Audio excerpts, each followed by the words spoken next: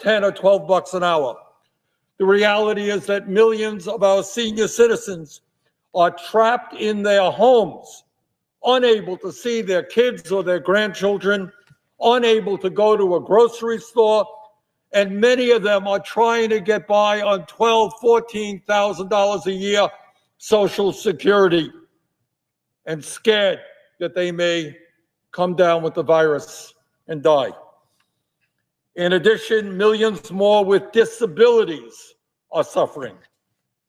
Further, in our country today, 1 out of 4 workers are either unemployed or make less than $20,000 a year. And in the midst of this pandemic, because we are the only major country on earth not to guarantee health care to all people as a right, in the midst of this pandemic, worst health care crisis in 100 years, over 90 million Americans are uninsured or underinsured and unable to go to a doctor when they need to. Further, we have the worst eviction crisis in modern history. Some 30 million families worried that because they cannot pay their rent, they may end up out on the street. That is, Mr. President, where we are today economically. And if this country means anything, if democracy means anything, if the U.S. government means anything, it means that we cannot turn our backs on this suffering. Not in Vermont, not in Wisconsin, not in New York, not in any state in this country where people are hurting in an unprecedented way. It means that we cannot leave Washington as senators for the holidays to go back to our families unless we address the pain and anxiety of other families throughout this country. Would my colleague from Vermont yield for some support for his amendment? I would be happy to yield to the I'll speak briefly, and I thank my colleague. I want to join my friend Senator Sanders to support his amendment to give $1,200 in direct financial support to the American people in the year-end emergency relief bill. Now, this effort should not subtract from any other program already in the bill, like enhanced unemployment aid to small business, education, health care, or another provision. We don't need to offset the cost or cut from elsewhere in the bill to make sure the stimulus checks are $1,200 for each adult and then money for children and others, as he will elaborate. Much of the money will go back into the economy anyway. The reason for the amendment is simple. Over the course of this pandemic, working Americans have taken it on the chin. Millions have lost their jobs through no fault of their own. 26 million have had trouble putting food on the table in the last 5 weeks. Bread lines stretching down American highways. 12 million Americans alone average of $6,000 in rent and mortgage. So we have an opportunity in this emergency relief bill to give financial aid directly to those Americans. It could mean the difference between Americans paying the rent or not, affording groceries or not, the difference between hanging on until the vaccine helps our country get back to normal. Now, the only objection we've heard is this will add too much to the deficit. That's why a Republican senator rejected a similar request earlier today to push a baseless agenda of austerity. Please, by now, Republican objections over debt and deficit are comical. They added $2 trillion to the debt for a massive tax cut for corporations and the wealthy, and that was during a steady economy. But now the economy's on life support. Americans are queuing up on bread lines, filing for unemployment, just as a Democratic president is about to take office. All of a sudden, the deficit scolds are back. It's ludicrous. It's ludicrous. Chairman Powell, hardly a big liberal, of the Federal Reserve insisted the risk of overdoing it is less than the risk of underdoing it. The quickest way to get money into the pockets of the American people is to send some of their tax dollars right back where they came from. So let's step up to the plate, deliver the $1,200 survival checks to millions of Americans before the holidays. I support Senator Sanders' request fully and hope the Senate will consent and yield back. Well, let me thank the senior senator from New York the Democratic leader, for his strong statement. He is exactly right. In this time of crisis, it is comical that suddenly our Republican friends once again discover that we have a deficit. This is a moment of emergency, and we have got to respond to the needs of working families, and I thank Senator Schumer for his strong support for this legislation. Mr. President, members of Congress should also be aware that we are far behind other major countries in terms of protecting working families during this pandemic. Not only does every other wealthy country guarantee health care to all people as a human right, almost all of them are providing far more generous benefits to the unemployed and the struggling in their countries than we are doing in our country. Mr. President, Madam President, several months ago, I introduced legislation along with Senator Kamala Harris, now our Vice President-elect, and Senator Markey, that would, during the course of this economic crisis, provide $2,000 a month, $2,000 a month to every working class person in this country.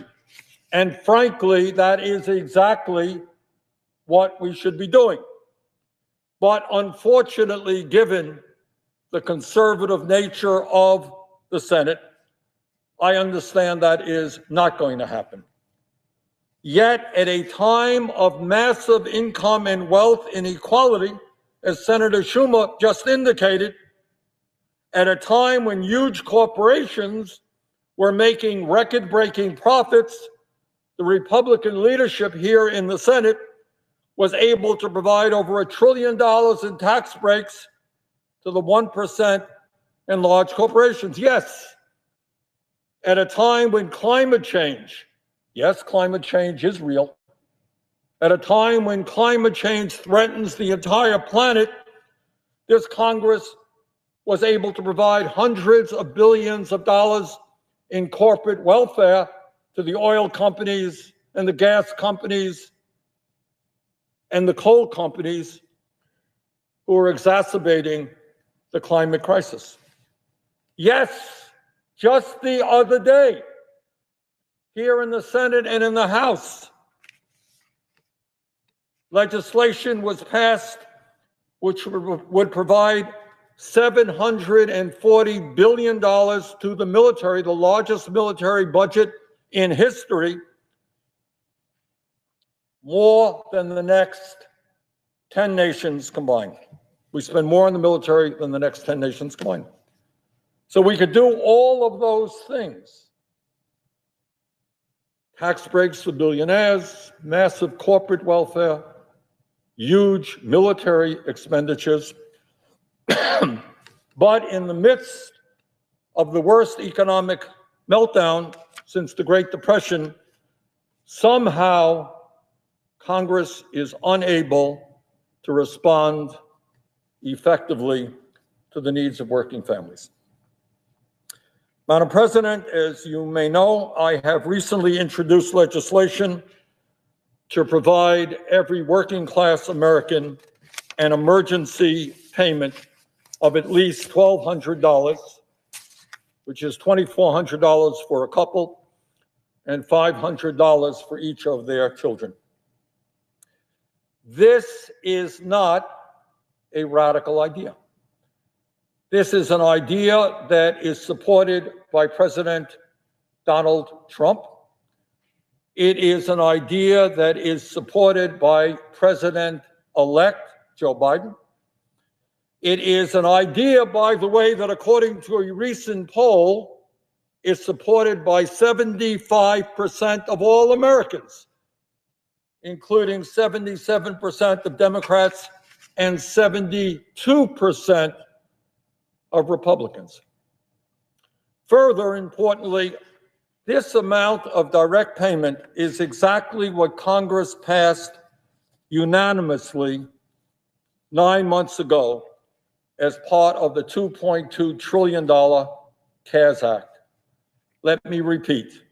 In March, every member of the House and Senate, appropriately, including myself, voted to provide a direct payment of $1,200 for working class adults, $2,400 for couples, and $500 for their kids. Madam President, that was the right thing to do 9 months ago. And given the fact that the crisis today is in many respects worse than it was 9 months ago, that is exactly what we should be doing right now. Madam President, as a result of the pandemic, the government told restaurants and bars, retail stores, movie theaters, schools, malls, small businesses all over this country, shut your doors. It is too dangerous for you to be open now. And they did that because that is what the public health experts said was the right thing to do in order to control this horrific pandemic. But what the government has not done, Madam President, is to provide the workers who lost their jobs and lost their incomes as a result of those shutdowns with the help that they need in order to pay their bills and to survive economically. The $600 a week in supplemental unemployment benefits that Congress passed unanimously in March expired in July, over 5 months ago.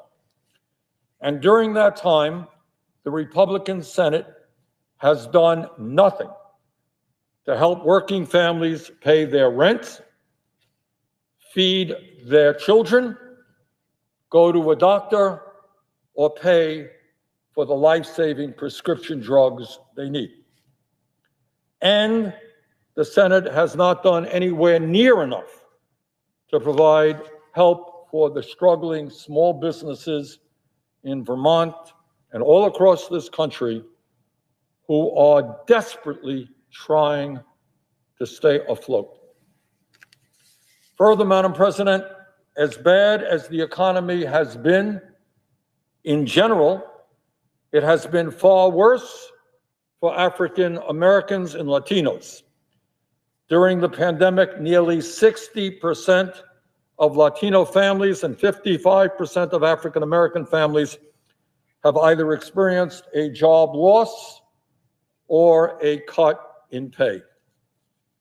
Madam President, for 9 months, we have asked tens of millions of working people in this country to survive on one $1,200 check, with no help for health care, no support for hazard pay, no assistance for rent relief. Absolutely nothing. Meanwhile, Madam President, I should mention that over this same 9-month period, 651 billionaires in the United States became over $1 trillion richer. $1 trillion in increased wealth for the very richest people in our country. One $1,200 check for tens of millions of Americans desperately trying to survive. That is unconscionable, that is immoral, and that has got to change. Now, Madam President, let us recall that way back in May, the House of Representatives passed the $3.4 trillion HEROES Act, which, among other things, included $600 a week in supplemental unemployment benefits and another direct payment of $1,200 for working class adults, $500 for their kids, and generous support for small businesses, hospitals, education facilities, and state and local government. In other words, the House passed a $3.4 trillion bill that was, in fact, a very serious effort to address the enormous crises facing our country. I should also add that in July, several months later, the House passed another version of the bill, so-called Heroes 2. And this legislation was for $2.2 trillion. That same month in July, Senate Majority Leader Mitch McConnell proposed a $1.1 trillion bill that also provided $1,200 direct payment for working class adults and $500 for their kids. And then in October, Secretary Mnuchin, in negotiations with Speaker Pelosi, proposed a COVID relief plan for $1.8 trillion. That's Mnuchin representing the Trump administration. So in the last number of months, we have had major proposals of $3.4 trillion, $2.2 trillion, $1.8 trillion, and from Majority Leader McConnell, $1.1 trillion. And yet today, right now, after months of negotiating by the so-called Gang of Eight, we are now down to just $908 billion in legislation, and that includes $560 billion in offsets in unused money from the CARES Act. So what we are talking about now is going from an original House bill passed in May calling for $3.4 trillion in new money down to today $348 billion in new money, roughly 10% of what Democrats thought was originally needed. Madam President, in my view, the $348 billion in new money that is included in the proposal now being discussed is totally inadequate given the nature of the unprecedented crises that we face. The American people cannot wait any longer. They need economic relief. Right now, their kids are going hungry. They are being evicted from their homes. They can't go to the doctor. They need help, and they need it now. Every working class American needs $1,200 at least, $2,400 for couples, and $500 for children. And let me be clear to emphasize a point that Senator Schumer made. And that is what I am talking about now is money that must not be taken from other important priorities, like 16 weeks of supplemental unemployment benefits, aid for small business, nutrition, housing, education, and the other important provisions in this bill. We need adequate funding to address the unprecedented crises that we face. We should not and cannot and must not take from Peter to pay Paul. We cannot cut on unemployment benefits in order to help small business. We have got to do it all right now. So, Madam President, as if in legislative session, I ask unanimous consent that the Senate proceed to the immediate consideration of S5063, which I introduced earlier today, that would provide a $1,200 direct payment to every working class adult, $2,400 for couples, and $500 for their children, that the bill be considered read 3 times and passed, and the motion to reconsider be considered, made, and laid upon the table. Is there objection? Madam President, Senator from Wisconsin. reserving the right to object. The senator from Vermont made a couple statements. I'd just like to repeat the words that we're in a crisis.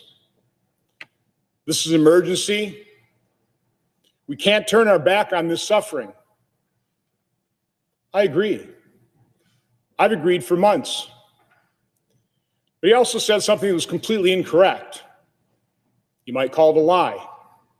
He said Republicans have done nothing. That's not true.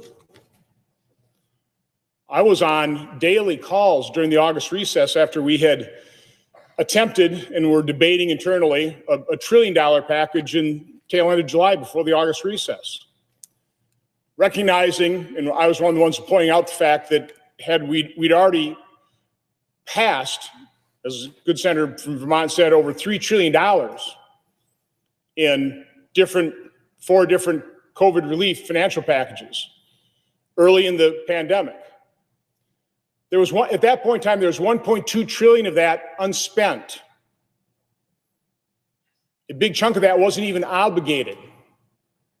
Today, as we stand here debating this now, we still have a little under $600 billion unspent and unobligated. So the point I was making to my Republican colleagues during that the last few weeks in July, in those conference calls in August, is before we authorize any more money, before we further mortgage our children's future, why don't we first repurpose and redirect what we already passed? Because what we passed very quickly. Because we had to do something massively, and we did something massively so that markets wouldn't seize, so that the people, the individuals that are out of work through no fault of their own, the businesses that were shut down through no fault of their own, could get financial relief. And so we came together unanimously, we did that. But doing it fast, doing it massively, I certainly knew it was going to be far from perfect. Well, we found out the federal government actually has a hard time spending $3 trillion because over the course of a number of months, they didn't spend it all. They couldn't even obligate it. So what Republicans did during the August recess, because we couldn't come to an agreement by the end of July, we worked long and hard on a targeted bill. More than $600 billion, $300 plus up for people on unemployment, $260 billion for small businesses, $100 billion for education, tens of billions of dollars for vaccines and testing and agriculture and childcare. And we offered that on the floor. 52 Republicans voted to proceed to that bill.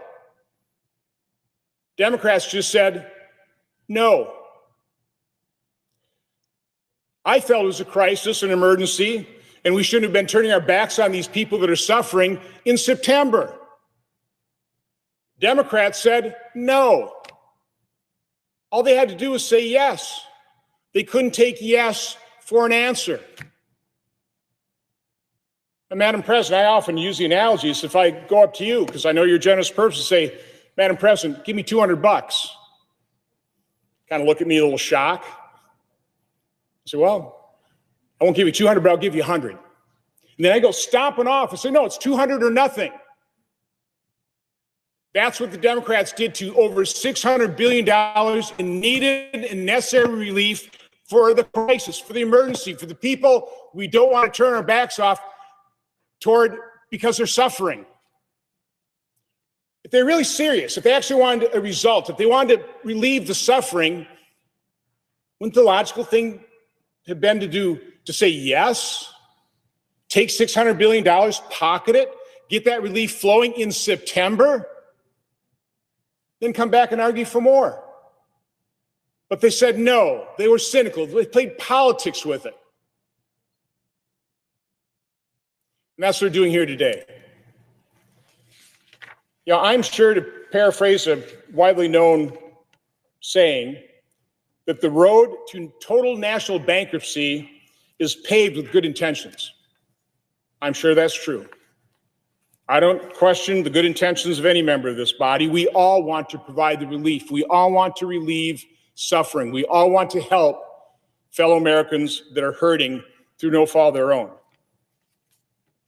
When we talk about suffering, we use words. We don't look at numbers very often. The Senator from Vermont has spouted a few numbers. Let me quote a couple. Let me just kind of lay it out. I didn't have enough time to do a chart, so I'll try and go through this slowly. But I think it's important to put this all in perspective. Prior to COVID recession, we had the record number of Americans employed at the end of December of 2019. Just under 159 million Americans were employed. By April, 2 months into the pandemic, 3 months into the pandemic, employment had dropped to 133 million. That's a loss of over 25 million jobs. 25 million. Which is why we acted in a bipartisan fashion to provide relief for those people, 25 million who lost their jobs. Now, the good news, it's hard to keep the American economy down when you don't overtax, when you don't overregulate. So in November, the latest figures we have, there are now 150, just shy of 150 million Americans employed again. Now, I realize some are underemployed, but still, you have 150 million Americans employed, down to about 9 million jobs from that record high when unemployment was only 3.5%. We had a record economy because we stopped overregulating and we had a competitive tax system. Now unemployment rate is 6.7%.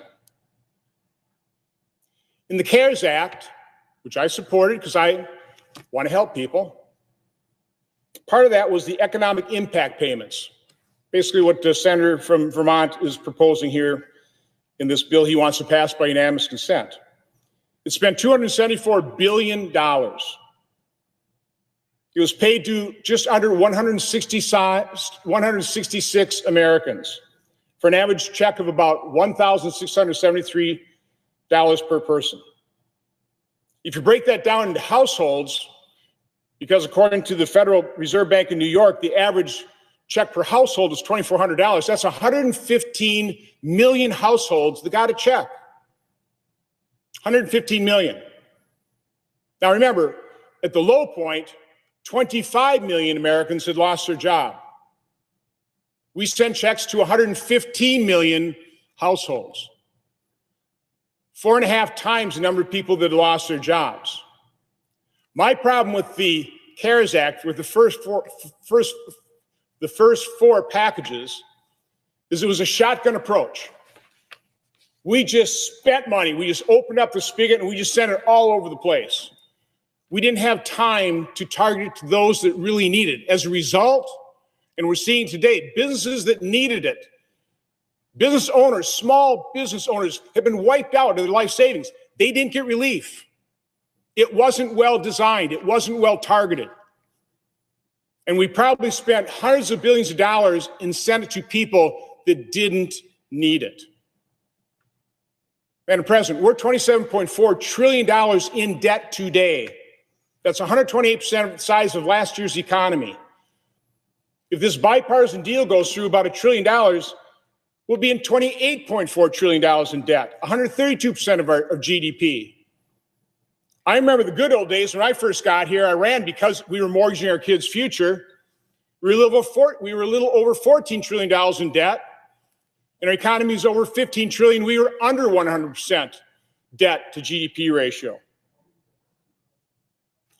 What the senator from Vermont is proposing is basically duplicating, without any reforms that I know of, those economic impact payments from the CARES Act, another $275 billion for a total of $550 billion, $500 billion, sent out again to 115 million households, when right now we've this is tragedy, every job loss is a tragedy, we have 9 million jobs less than we had when we had a record level of employment before the recession. 9 million jobs lost, 115 million households. That's 12.6 times the number of jobs that have been lost. I think the question needs to be, if we're going to do this again, is there any sense, any information in terms of how the $275 billion was spent? Well, we have an answer from the Federal Reserve Bank of New York. They do a monthly internet-based survey called the Survey of Consumer Expectations. They did two special surveys, one in June, one in August. The June survey took a look at how those households spent their $2,400 checks.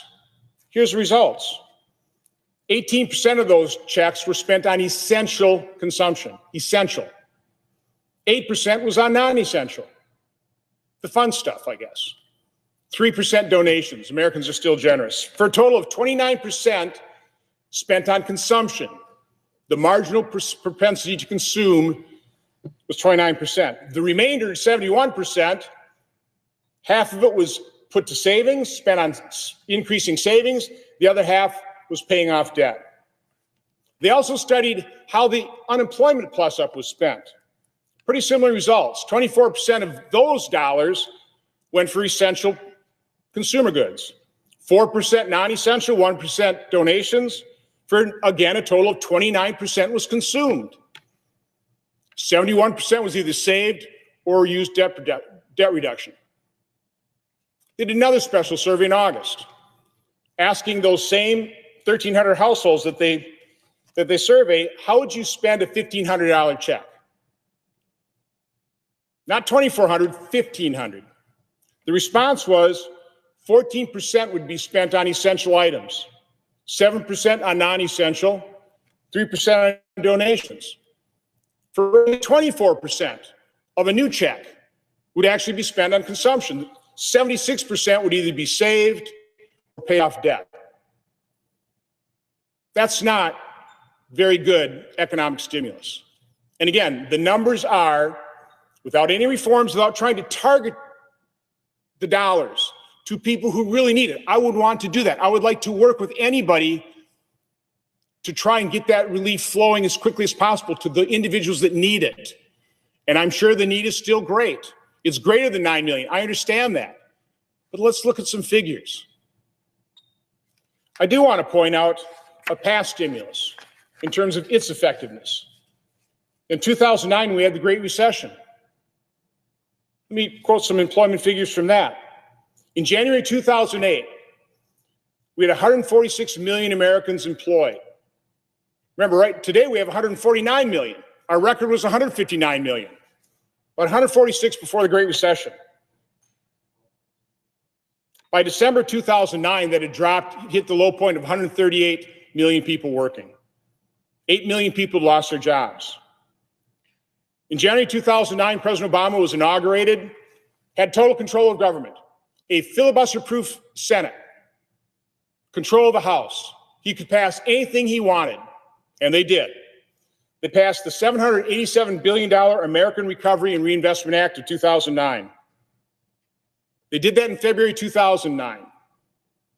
At that point, there were 141.6 million Americans working. 141.6 million Americans, and the unemployment rate was 8.3%. Again, throughout 2009, that stimulus didn't work too good because employment fell to 138 million Americans. It took 3 years till January 2012, because of overregulation and overtaxation, to return to February 2009 levels of 141.6 million Americans working. 3 years. That's what we call a slow, non-existent recovery. Oh, a quick aside. Senator Sanders is, the senator from Vermont is talking about we need the $600 plus up for the unemployed because of the suffering.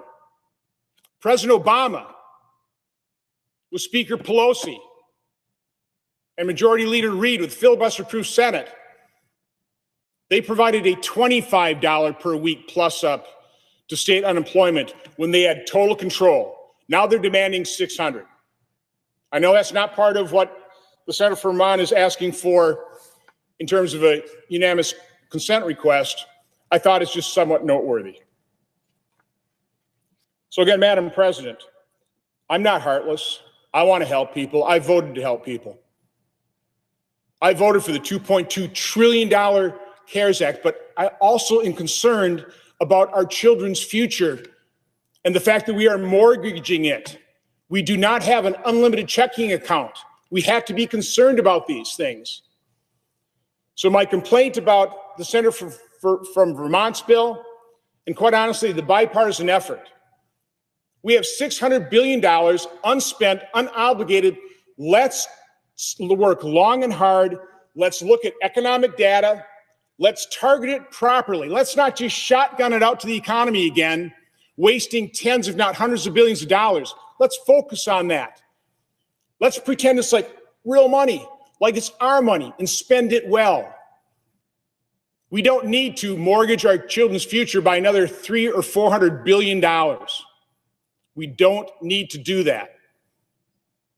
We can alleviate suffering. We can help our fellow Americans. We could have done it in September,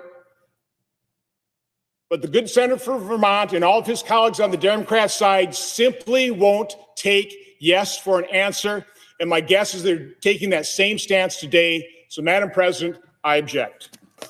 Objection is heard. Senator from Vermont. Senator from Wisconsin talks about Democrats not taking yes for an answer. So let me tell you what we did not take for an answer. We did not take for an answer the Republican bill, which did not have a nickel for unemployment benefits. We did not take yes for an answer for a bill that did not have a nickel for direct payments.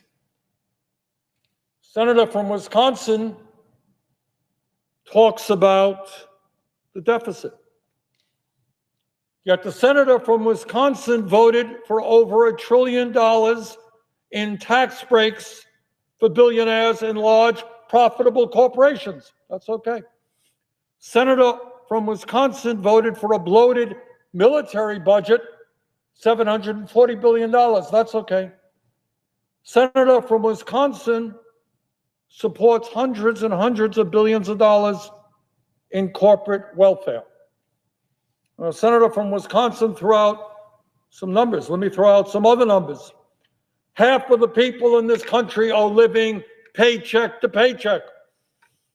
Millions of workers are trying to survive on starvation wages of 10 or 12 bucks an hour. 90 million people are uninsured or underinsured, can't afford to go to a doctor. 19 million families spending half of their limited incomes on housing. Madam President, today we have the most severe hunger crisis in America that we have had in decades. Children in this country are going hungry, while 500,000 people are homeless, and many millions more fear eviction. Today, as a result of the pandemic, not only do we have the worst healthcare crisis in 100 years, but the worst economic crisis since the Great Depression. So, Madam President, I say to my colleague from Wisconsin, yeah, I will not support proposals that do not provide a nickel in unemployment benefits, not a nickel in direct relief to tens of millions of low-income and middle-income families. So, Madam President, I would hope very much that this Congress appreciates the pain that is out there, and that instead of worrying about tax breaks for billionaires or corporate welfare, let's pay attention to the needs of working families, and let us pass legislation which includes $1,200 direct payment to working class families, as we did in the CARES Act, $500 to their kids, and certainly not taking a nickel away from unemployment and the other important provisions that are currently being negotiated. Thank you, Madam President. Madam President. Senator from Ohio. Madam President, to my colleague from Vermont, my understanding is in a room somewhere near here, right now those negotiations are ongoing, and there certainly better be unemployment insurance. That was in our bipartisan framework that I worked with the presiding officer on, and there certainly better be not just an extension of the existing federal assistance for self-employed workers and gig economy workers, and for those who are now benefiting from the federal extension, the 13-week extension, but also additional funding. And my understanding is direct payments are also in the mix. So I just wish they'd get their work done. You know, it's been 9 months since the CARES Act was done. And I just hope we can figure out a way to get through the hurdles that remain. I've spent much of the day, as my colleagues, I'm sure, talking to colleagues trying to figure out how do you fix the last couple of issues that are apparently out there. But my hope is that even if it's not a perfect bill for me, and it won't be, I know it won't be. You know, we spent 3 or 4 weeks working on legislation that's bipartisan, that isn't what any of us would have crafted individually, but it provides that needed help right now. And we need it both for the economic crisis that has been caused by this virus, but also the healthcare crisis, which unfortunately is getting worse in my home state of Ohio, not better. So the vaccine's on its way, and that's very exciting. And I believe the vaccine development and now the distribution are actually quite impressive. And I think the administration deserves credit for that, as do so many hardworking scientists who have been sleeping in their offices, making sure that we have this vaccine available. But there's going to be a bridge here. There's a time period between now and March and April when it's not going to be readily available to everybody we represent. And during that time period, we need a bridge. We've needed it for a while. And so my hope is that we'll get that done tonight. I also want to mention briefly, I just came in on the underground subway from the offices and ran into a woman who has spent 41 years working here for us. One of these selfless, hardworking employees of the United States Capitol. Her name is Teresa Sims. Many of you know Teresa. She always has a smile on her face. She's always optimistic. She always has a focus on providing the best service to all of us, staff, other employees, members. She started in the cafeteria. She then went to the night cleaning crew, so cleaning offices here in this place at night. And then she was promoted to be one of the drivers of the subway. And for 41 years, again, she's done that job dutifully with great commitment. And so she's going to retire and spend more time with her family, particularly take care of her mom, who is ill. And tonight we want to offer our thanks and gratitude to her and our best wishes to her in retirement. The other thing that's going on tonight, I will say, I guess it's obvious, is that we're about to hit the government shutdown time period again. I mean, we are only about 6.5 hours from another government shutdown. That is totally unacceptable. We should never have these shutdowns. They don't make any sense. By the way, to my Republican friends who think these shutdowns are good because you shut down a lot of government and it seems like you would save money. We never save money. The taxpayers always end up paying more. You go back and you provide back pay, even for services that aren't provided. So I think we've got to figure out a way when we can't get our work done here, and that's why this is happening. We have not gotten our spending bills, appropriations done here. Therefore, we're facing a government shutdown again. You know, at midnight, we turn into pumpkins. You know, it means the government starts to get shut down. And by the way, it creates confusion and uncertainty for federal workers, of course, who are wondering, you know, are they going to have their job and are they going to get paid? But also confusion and uncertainty for a lot of citizens who are depending on the services that otherwise would be provided. And it is so inefficient. If you believe in the efficiency of government and you believe in, you know, not wasting money, you shouldn't want these government shutdowns. So my hope is that we do pass a continuing resolution at least to kick us into the next couple days so that we don't have a shutdown tonight. That would be just such a disaster for so many people. And it could last a long time, by the way, as these shutdowns did over the last couple of years. It doesn't just mean it's a few days. Let's just not go into shutdown at all. I have introduced legislation called End Government Shutdowns for 10 years now. I've introduced it in 5 different Congresses. We have 33 co-sponsors. I think it has more co-sponsors than any other bill like it. But there are other ideas out there, and I'm open to them. Just some way for us to get away from these shutdowns. Our bill says it just can't shut it down. When you are going for a shutdown. Instead, you just do a continuing funding from the previous year. And then, by the way, over time, you reduce that by 1% every 90 days and every 60 days to get the attention of the appropriators to get them back to work. Now, there are other people who have other ideas. Our bill has been bipartisan in the past. I don't believe it is today, but it does have 33 co-sponsors. So my hope is that we can figure out a way to end these government shutdowns with simple legislation that says, let's just not do it. I don't think it provides healthy leverage. I think it provides, again, uncertainty and confusion. So 2020 has been a tough year, let's face it. And unfortunately, it looks like the challenges haven't ended. I came to the floor tonight primarily to talk about some shocking and disturbing news we just heard over the last few days.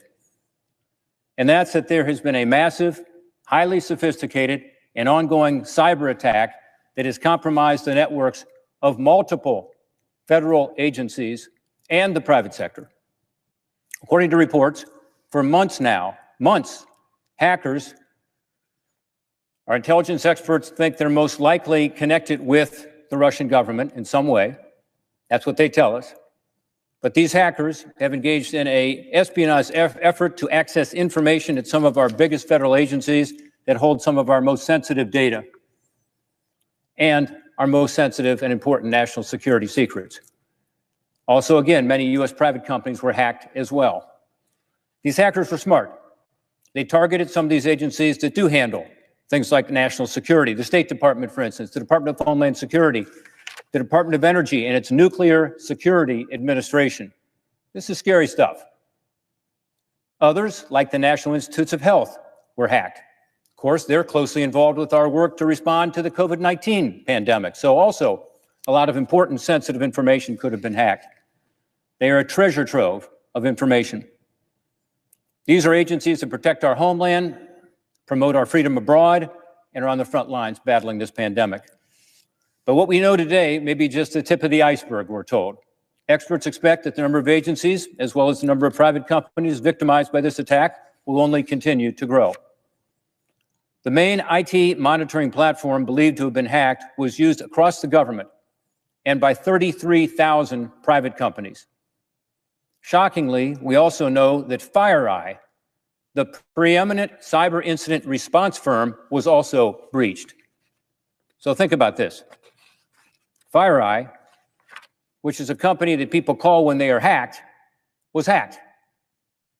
We're still learning the details about this attack, but what we know is chilling. Federal investigators from the Cybersecurity and Infrastructure Security Agencies, that's CISA, under the Department of Homeland Security, the FBI, and also the Office of National Intelligence, the ODNI, are all working to determine how this happened, what the extent of it is, but it looks like the main vulnerability was through a SolarWinds platform, which is an IT monitoring platform, again, widely used by the government and the private sector to oversee the operation of other computer networks. The hackers disguised their entry into these federal agencies and company systems in a troubling and clever way. They exploited a vulnerability in a security patch sent out by SolarWinds to update its software. I want to emphasize that. The security patches that we all advocate to be installed as soon as possible to protect our networks as basic good cyber hygiene was actually a security breach. This technique and the breadth of this hack are both unprecedented, and it shows that the federal government is still far from where we need to be to handle the cybersecurity challenges of the 21st century. As the Permanent Subcommittee on Investigations did in its investigation and report, these alarms that we have been raising over time are ones that we should have paid attention to. In 2019, last summer, Senator Carper and I issued a shocking report that detailed the unacceptable cybersecurity vulnerabilities in the federal government. Vulnerabilities that may very well have played a role in the extent of this breach. Our report looked back at how well federal agencies complied with basic cybersecurity standards over the past decade. Every agency we reviewed failed. And we know that 4 of those agencies, the Department of Homeland Security, the State Department, the Department of Agriculture, the Department of Health and Human Services, are among those that have been breached in this current cyber attack. That report from the Permanent Subcommittee on Investigations made clear that federal agencies were a target for cyber criminals and other nation-state adversaries. In 2017 alone, federal agencies reported 35,277 cyber incidents. It's the most recent data we have.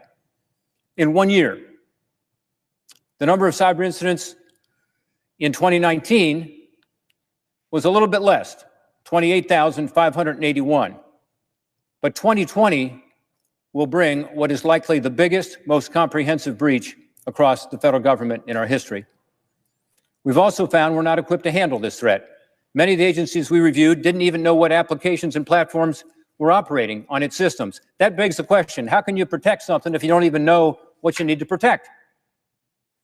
If federal agencies fail at meeting basic cyber standards, there is no way they're equipped to thwart the kind of sophisticated attack that apparently happened over the past several months. Here, the attackers were meticulous and had a detailed understanding of how to evade intrusion detection practices and technologies. And because the federal agencies involved were unprepared, the attackers had ample time to cover their tracks, which means evaluating the extent of the damage and kicking them off our networks is going to be incredibly difficult and time-consuming. Given how widespread this attack is and how much wider it's expected to become, it certainly seems like the federal government's current cyber resources are going to be spread incredibly thin. Congress and the executive branch have failed to prioritize cybersecurity, and now we find ourselves vulnerable and exposed. We have to do better than this. This breach has to be a wake-up call for all of us. Over the years, I've worked across the aisle with Senator Peters, Senator Cornyn, Senator Hassan, and Hello, you are listening in to a U.S. Senate session here on December 18th, 2020. Earlier in the broadcast, you saw Senator Bernie Sanders from Vermont talk about the coronavirus economic aid package, along with Wisconsin Senator Ron Johnson. Let me just say really quickly here, you're watching on your screen Senator Rob Portman discuss U.S. cyber attacks that have been reported. BBC News reports that the U.S. Energy Department was hit by the Sunburst hack. So Senator Portman is discussing U.S. cybersecurity right now. The Republican from Ohio discussing cybersecurity right now. But before, just to summarize some quick little things, news for you, if you're tuning in specifically for the coronavirus coverage, Senator Bernie Sanders, as you saw at the top of the broadcast at 1 p.m. Pacific time, 4 p.m. Eastern, the senator from Vermont, he talked about $1,200 direct checks to American adults. Republican Senator Josh Hawley agrees with the independent Senator Bernie Sanders, who caucuses with the Democratic Party. A lot of op-ed writers and news analysts have discussed, this unlikely alliance here between Senator Bernie Sanders and Senator Josh Hawley on this issue. So they both believe that $1,200 checks should go directly into the hands of American adults when we in regards to this coronavirus economic aid package. And then Senator Ron Johnson was against this proposal that Senator Bernie Sanders and Senator Josh Hawley both believe in. The Wisconsin Republican says that he says that individuals who need it should get it. He was talking about earlier that the CARES Act, the aftermath of the CARES Act and how many people were spending it on essential items and how many people were spending it on, entertainment consumption. That was his argument. Earlier today, Senator Ron Johnson had said that essentially if the $1,200 stimulus were to get passed in the package, that it would be mortgaging our children's future away. Those were the words of Ron Johnson earlier today in regards to the $1,200 direct checks to American adults. Thank you so much, everyone, for tuning into this broadcast live on HAPS television. This is rebroadcasted from C-SPAN 2. C-SPAN does allow rebroadcasts of House and Senate floor debates. So we are allowed to rebroadcast here on HAPS television. Let's tune in and see if there's anything that will be going on shortly. And if there's not, then I'll fill you in with more information regarding today's news and headlines and a summary of what's been going on here in the Senate floor. Let's listen in.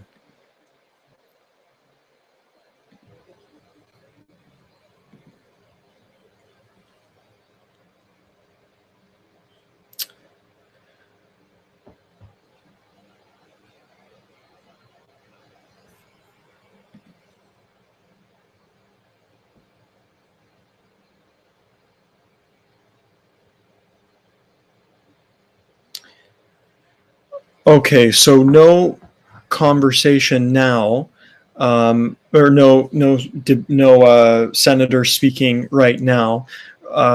So basically, we just heard a little bit of Rob Portman, the senator from Ohio, the Republican senator from Ohio, discussing cybersecurity, cyber attacks on the United States. Earlier today, BBC News reports that the U.S. Energy Department was hit by the sunburst hack. There's still more investigation on who are all of the actors behind these cyber attacks, but we have just learned that news, and you got the coronavirus pandemic, you have cyber attacks, a heavy news cycle here in the United States.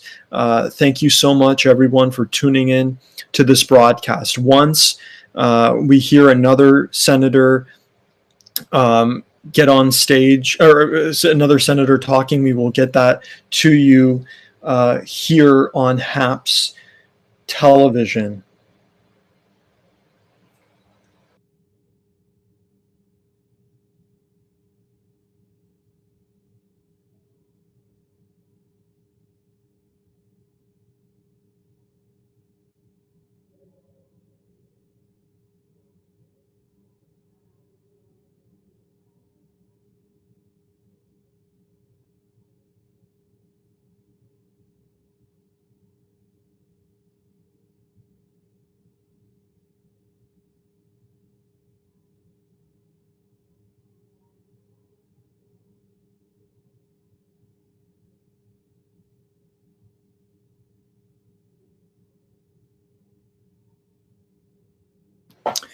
Okay, so we do not see anyone coming up to speak. Right now it's 2:00 p.m. Pacific time, 5 p.m. Eastern Standard Time. Thank you for tuning into this broadcast. As you see on the bottom of your screen, the U.S. Senate is voting tonight to extend government funding through midnight. Right now. So we're wading in and hearing different debates and different speeches from senators on their perspective and how they believe the economic aid package should be. You heard earlier Senator Bernie Sanders and Senator Senator Chuck Schumer and Senator Bernie Sanders both believing that there should be $1,200 stimulus checks directly to American adults. Senator Ron Johnson disagreeing with both the Democrat Senate Minority Leader Chuck Schumer and the independent senator from Vermont, Bernie Sanders.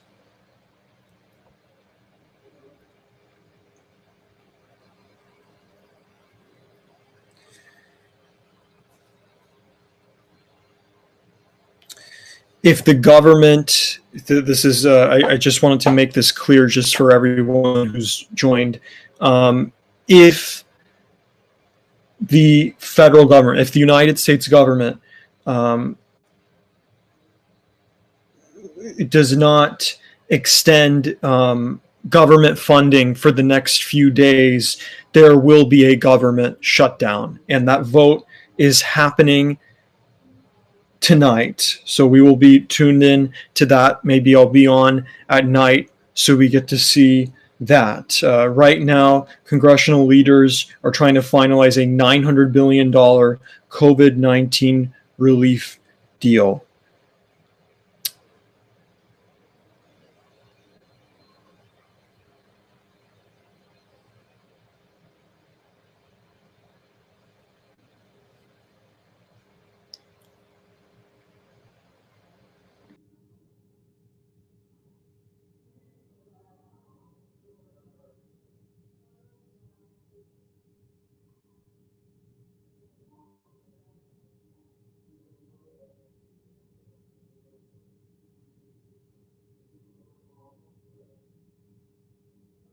To be more exact, the deadline will be today at midnight Eastern. So at midnight Eastern time, of course, there are U.S. senators in Washington, D.C. So midnight Eastern, 9 p.m. Pacific, a potential shutdown will occur if an agreement is not there. Yes, if the comment here, let me put this on the screen.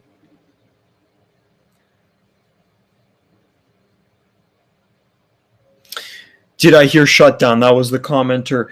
Okay, it's yet. Let me read this. Oh, thank you. Oh, you just came into this broadcast. Hello, welcome.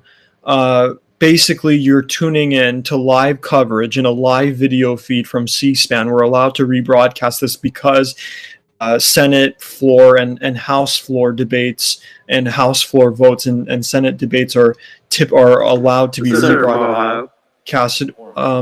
Mr. Alexander. We're going to go to the Senate floor right now. Let's listen in, and I will. Okay, we're not going to go to the Senate floor. Let me just inform you what's going on in this broadcast. Thank you so much for joining in to this broadcast. I really appreciate it. Right now, you're tuning in to the Coronavirus Economic Aid Package broadcast here on HAPS Television. Earlier in this broadcast at 1 p.m. Pacific time, 4 p.m. Eastern, you heard Senator Bernie Sanders and you heard Democrat Senator Chuck Schumer both agreeing that there should be $1,200 direct stimulus checks to American adults. Senator Ron Johnson spoke and disagreed with both Senator Bernie Sanders and Senator Chuck Schumer. Ron Johnson, his main argument that it will be potential wasteful spending. It will increase the debt, the national debt too much. That's his argument. Senator Bernie Sanders and Chuck Schumer and believe that this will be an economic stimulus that's necessary in the midst of the economic crisis as well as this pandemic crisis that is going on. So those are the two perspectives that the viewers just saw right now. Then Ron Portman spoke, the Republican senator from Ohio. He discussed a little bit about the coronavirus economic aid package. But he was mainly speaking on the U.S. cyber attack reports. The BBC News reports that the U.S. Energy Department was hit by the sunburst hack. There's still a lot of information to discuss, a lot to figure out, a lot more investigation regarding these cyber attacks. But early reports of the United States government being hit by cyber attacks, that is early information, and there's early concern in Washington regarding these cyber attacks on American institutions. I do not know who's going to speak next or what is coming up here next on this feed, but thank you everyone for tuning into this broadcast. And yeah, thank you so much. I put your comment on the screen.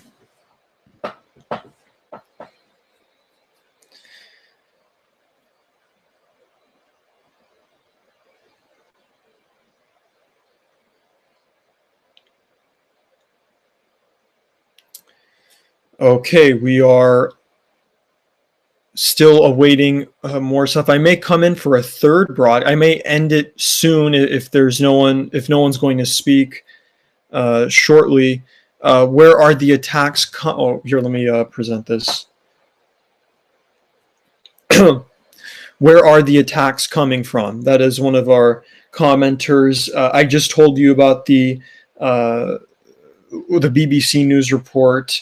There's some speculation, and when I look at this BBC News report, many suspect that the Russian government, this is the words of BBC News, many suspect that the Russian government is responsible.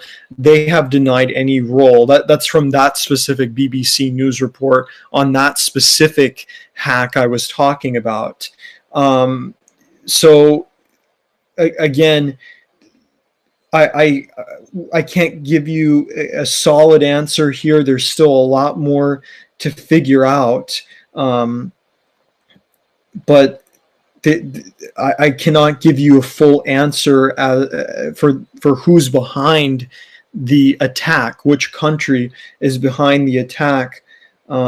So there is no definitive answer on that. I do not have a definitive answer on that. There's still a lot of investigation to be had. So that's kind of breaking news here today. And then you have the breaking news of the coronavirus pandemic, along with the presidential transition. It's a busy, busy time as we come to a close. As 2020 comes to a close, it is a busy, busy, busy news cycle in the United States. As you see on your screen, Vice President receiving the COVID-19 vaccine earlier this morning. Also, the Speaker of the House, Democrat Nancy Pelosi, also receiving the COVID-19 vaccine. There was so much talk about when elected officials will get the vaccination, and Vice President Mike Pence, Republican Vice President Mike Pence, and Democrat House Speaker Nancy Pelosi vaccinated earlier today.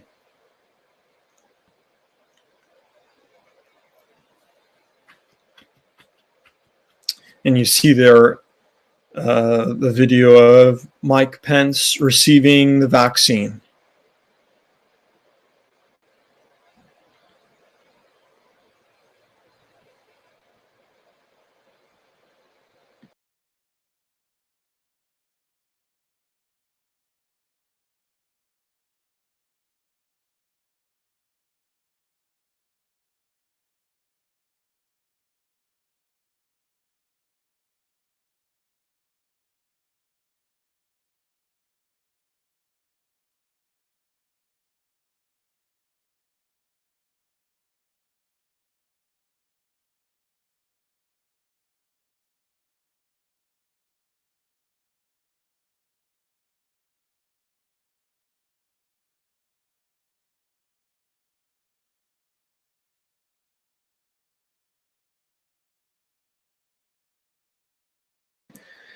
I am going to end this broadcast for now. I'll probably be back on tonight to showcase what happens as we approach near midnight Eastern, whether or not the United States federal government will be shut down or not, due to see if that ends up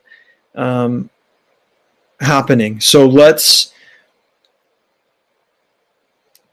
I'm going to end the broadcast. Thank you so much, everyone, for tuning in to HAPS Television. I'm Cameron Sadeghi here on HAPS TV. Stay tuned for more coverage later on tonight. I'll probably be on here. Thank you, everyone, for tuning in.